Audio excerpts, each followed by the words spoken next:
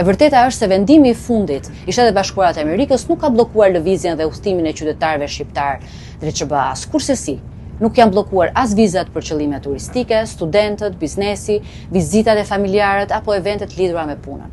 Askush nuk ndalohet të udhtojë dhe të vizitojë si turist, student, qytetar apo edhe zyrtar. Por rregullat e qëndrimit në SBA do të ndryshojnë në linjë me politikën e tyre të imigracionit. Pra nuk bëhet fjalë për një vendim që targeton Shqipërinë, po për një rishqyrtim lidhur me procesimin e vizave për qëllime imigrimi në SBA për 75 vende, përfshirë 5 vende të Ballkanit Perëndimor.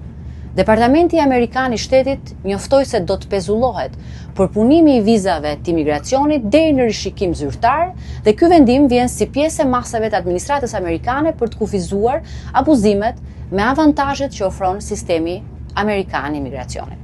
Pra shkurt dhe thjesht, vendimi nuk ka të bëjë asgjikundi me fabrikime nga më të çuditshmet për non grata imagjinare mbi Shqipërinë dhe shqiptarët. Përtej gjithë kësaj tymnaje, një e vërtet e madhe është e qartë si drita e diellit. Shqipëria ka qenë dhe mbetet aleati dhe partneri strategjik i Shteteve të Bashkuara të Amerikës, vend mik me cilin na bashkon një rrugë e gjatë dhe e pandashme vlerash dhe qëllimesh.